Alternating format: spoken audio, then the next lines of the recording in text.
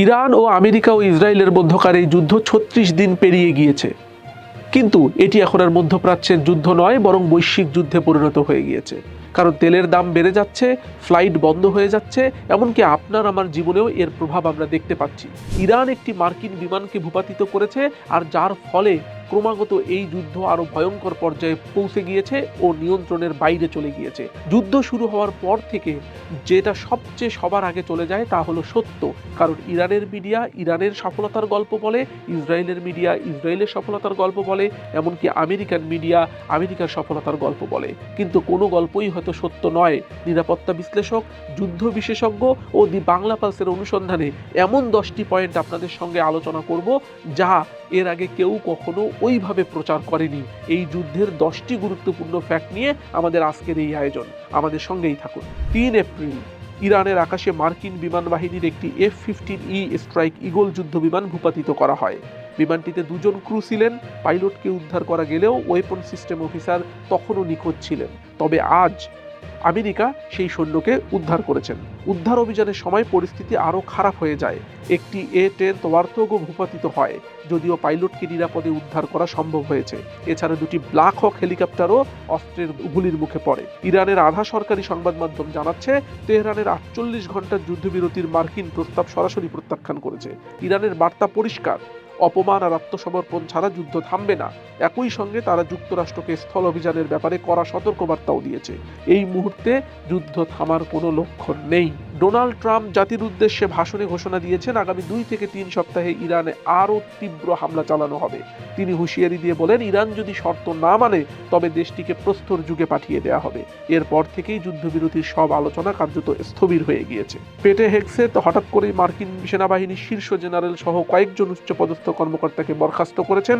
একটি চলমান যুদ্ধের মাঝখানে এই ধরনের সিদ্ধান্ত নেতৃত্ব নিয়ে বড় ধরনের প্রশ্ন তৈরি করছে। শুধু 3 এপ্রিলেই আমিরাতের প্রতিরক্ষা ব্যবস্থা প্রতিহত করেছে 18টি ব্যালিস্টিক মিসাইল, 4টি ক্রুজ মিসাইল এবং 47টি ড্রোন। এ নিয়ে মোট সংখ্যা দাঁড়ালো 475টি ব্যালিস্টিক মিসাইল, 23টি ক্রুজ মিসাইল এবং 2000-এর বেশি ড্রোন। এটা আর ছোট সংঘর্ষ নয়, বরং এটি পূর্ণ মাত্রার আঞ্চলিক যুদ্ধে পরিণত হয়েছে। স্ট্রেইট অফ হরমুজ বা হরমুজ প্রণালী কার্যত এখন অবরুদ্ধ। ফলাফল, বিশ্বের তেল সরবরাহে বড় ধাক্কা।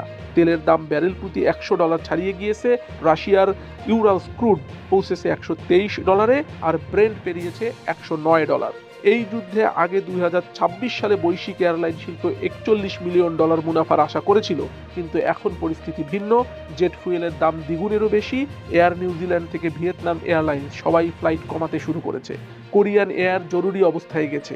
এমনকি ফিলিপিন্সের প্রেসিডেন্টও সতর্ক করেছেন, ফ্লাইট স্থগিত হতে পারে। একটি যুদ্ধ এখন পুরো বিশ্বের ভ্রমণ ব্যবস্থাকে নাড়িয়ে দিচ্ছে।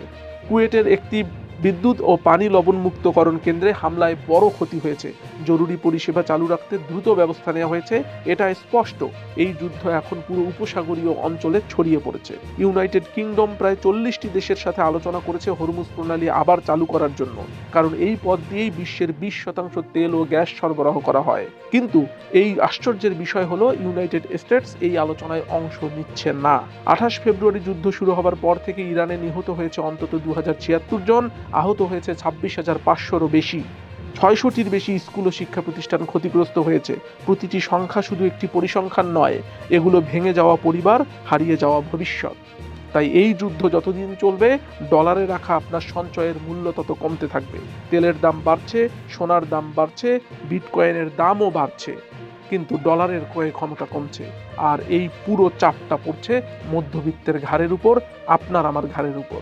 আজ যুদ্ধের 36তম দিন শেষ, কিন্তু যুদ্ধের আপডেট কি বন্ধ হবে? না। দি বাংলা পালসে চোখ রাখুন, নোটিফিকেশনে খেয়াল রাখুন, লাইক কমেন্ট শেয়ার করে আরও বন্ধুদেরকে দেখার সুযোগ করে দিন। সাবস্ক্রাইব করে আমাদের পাশেই থাকুন। ধন্যবাদ সবাইকে।